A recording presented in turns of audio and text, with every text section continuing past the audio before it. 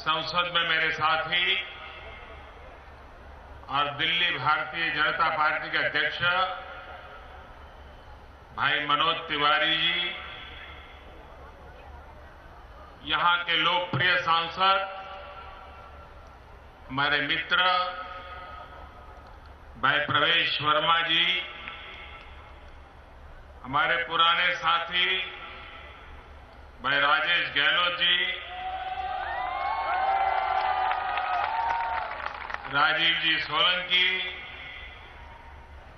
VP Tandon ji, Sukhbir ji, Mukesh ji, Avinash जी, doctor Khan और विशाल संख्या में पधारे हुए संस्कृति प्रेमी मेरे प्यारे भाई और बहनों,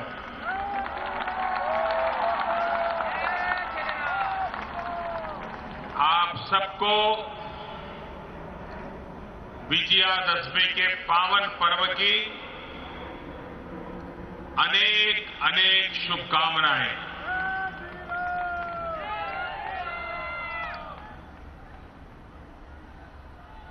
भारत उत्सवों की भूमि है। शायद ही 365 दिन में कोई एक दिन बचा होगा जहां हिंदुस्तान के किसी न किसी कोने में कोई न कोई उत्सव न मनाया जाता है। हजारों साल की सांस्कृतिक परंपरा के कारण अनेक विध पौराणिक गाथाओं से जुड़ा हुआ ये जीवन, इतिहास की धरोहर को मजबूत करने वाली सांस्कृतिक विरासत, इन सब के चलते हमारे देश ने उत्सवों को भी संस्कार का, शिक्षा का और सामूहिक जीवन का एक निरंतर प्रशिक्षण करने का काम किया है। उत्सव हमें जोड़ते भी हैं, उत्सव हमें मोड़ते भी हैं। उत्सव हम में उमंग भी भरते हैं, उत्साह भी भरते हैं और नए नए सपनों को सजने का सामर्थ्य भी देते हैं। हमारी रगों में उत्सव धबकता रहता है और इसलिए भारत के सामाजिक जीवन का प्राण तत्व उत्सव है और यह उत्सव प्राण तत्व होने के कारण हजारों साल पुरानी इस महान परंपरा को कभी क्लब कल्चर में जाना नहीं पड़ा। उत्सव ही उसकी भावों की अभिव्यक्ति का उत्तम माध्यम बनते रहे और यही उत्सवों का सामर्थ्य होता है। उत्सव के साथ एक प्रतिभा को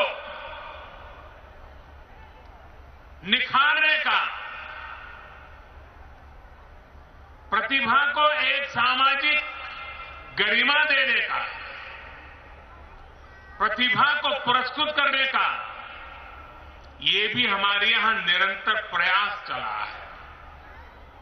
कला हो, वाद्य हो, गान हो, नृत्य हो, हर प्रकार की कला हमारे उत्सवों से अभिन्न रूप से जुड़ी हुई है और इसी कारण भारत के हजारों साल की सांस्कृतिक विरासत में इस कला साधना के कारण, उत्सवों के माध्यम से कला हमारे जीवन व्यवस्था में होने के कारण भारतीय परंपरा में रोबोट पैदा नहीं होते हैं, जीते जागते इंसान पैदा होते हैं।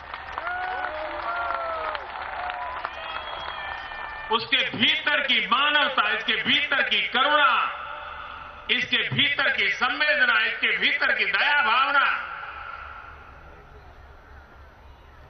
इसको लगातार ऊर्जा देने का काम उत्सवों के माध्यम से होता है।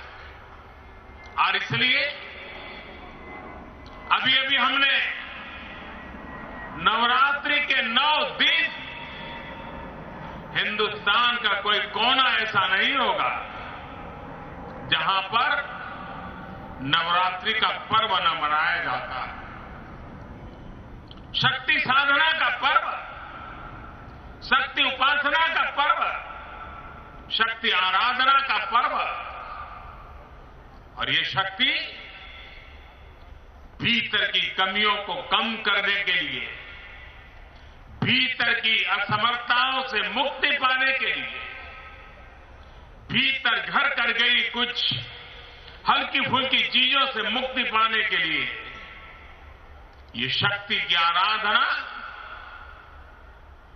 एक नए स्वरूप में नई शक्ति का संचार भीतर भीतर करता है। और जब मां की उपासना करने वाला ये देश, शक्ति साधना करने वाला ये देश, उस धरती पर हर मां बेटी का सम्मान,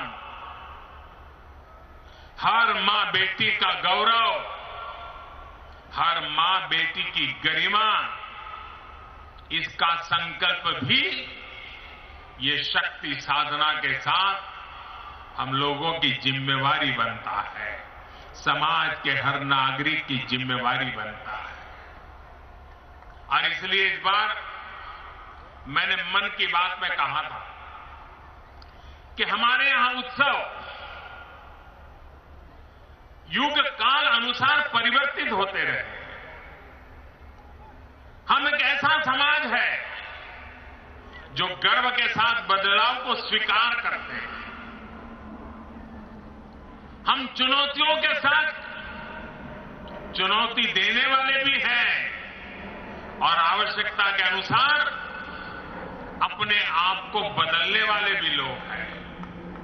समय रहते परिवर्तन लाना, और इसी का कारण है जब कोई कहता है कि हस्ती मिटती नहीं हमारी, क्यों नहीं मिटती, उसका कारण यही है कि जब हमारे समाज में कोई बुराई आती है तो हमारे समाज के भीतर से ही उस बुराइयों के खिलाफ संघर्ष करने वाले महापुरुष भी पैदा होते हैं।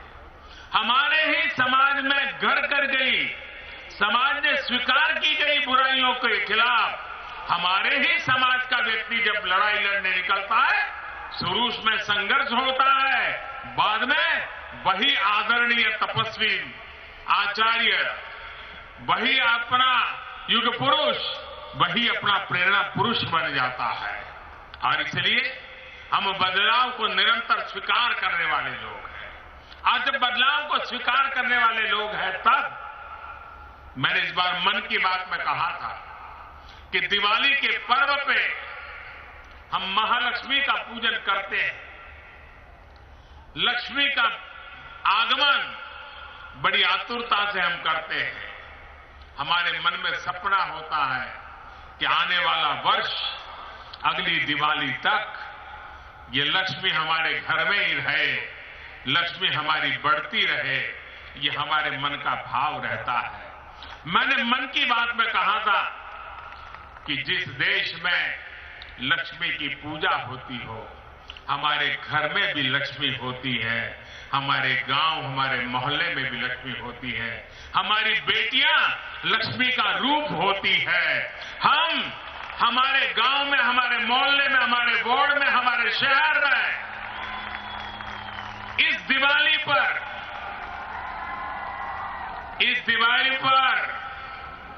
जिन बेटियों ने अपने जीवन में कुछ हासिल किया है, अचीव किया है, जो बेटियां दूसरों को प्रेरणा दे सकती हैं, हमने सामूहिक कार्यक्रम करके उन बेटियों को सम्मानित करना चाहिए।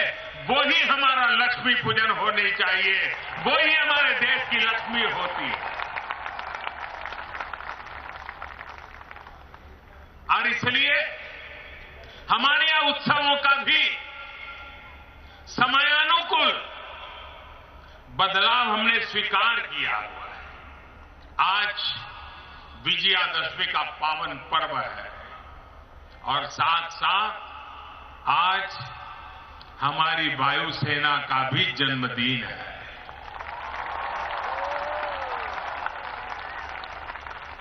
हमारे देश की वायुसेना जिस प्रकार से पराक्रम की नई नई ऊंचाइयां प्राप्त कर रहा है, आज ये अवसर है विजयादशमी का पावन पर्व।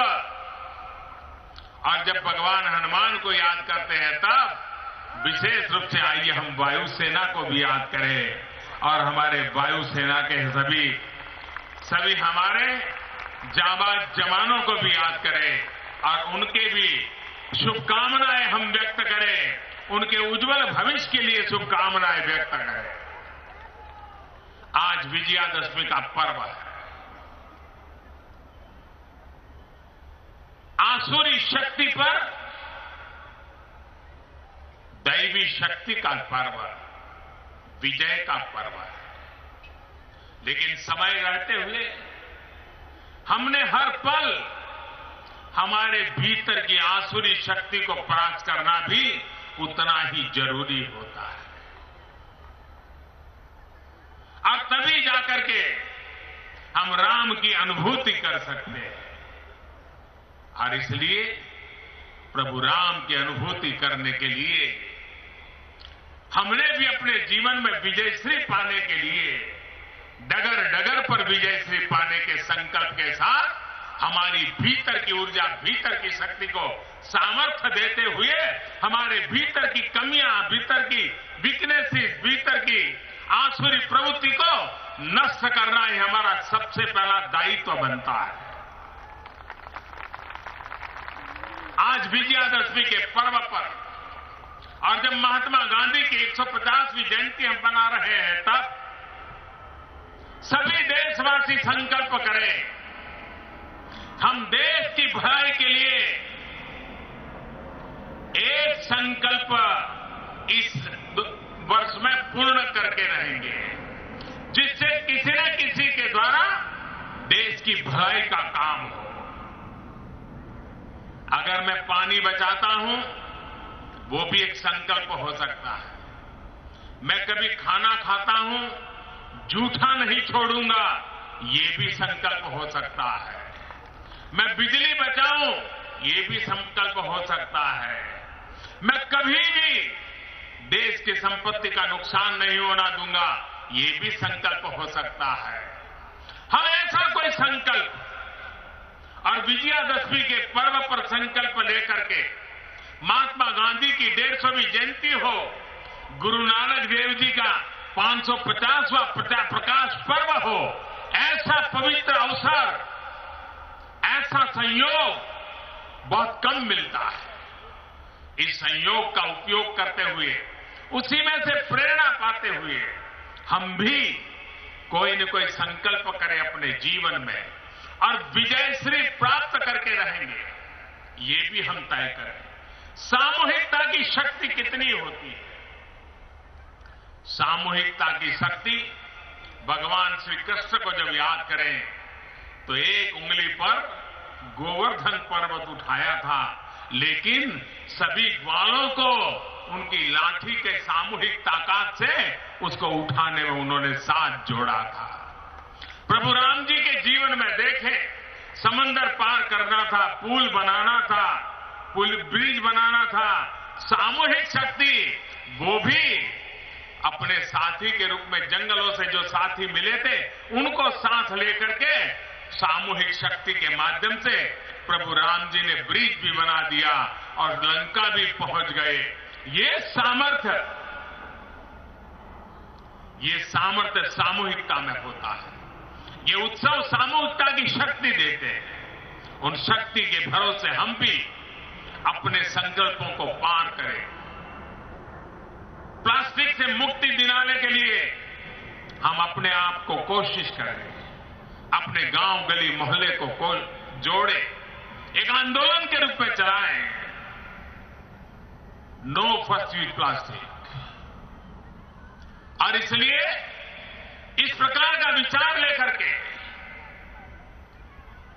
सिंगल यूज प्लास्टिक के लिए मुक्ति का हमारा अपना संकल्प होना चाहिए।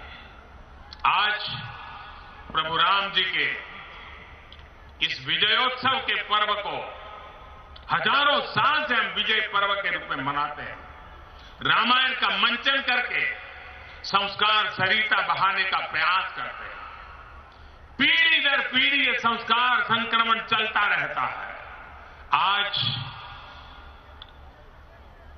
ये द्वारका रामलीला समिति के द्वारा भी इस मंचन के द्वारा युवा पीढ़ी को, नई पीढ़ी को हमारी सांस्कृतिक विरासत को परिचित कराने का जो प्रयास हो रहा है, मैं अंतःकरणपूर्वक उनको बधाई देता हूं। आपको भी विजयादशमी की अनेक अनेक शुभकामनाएं देता हूं। और मेरे साथ फिर से बोलिए, जय श्री राम, जय श्री राम, जय श्री राम। बहुत बहुत धन्यवाद।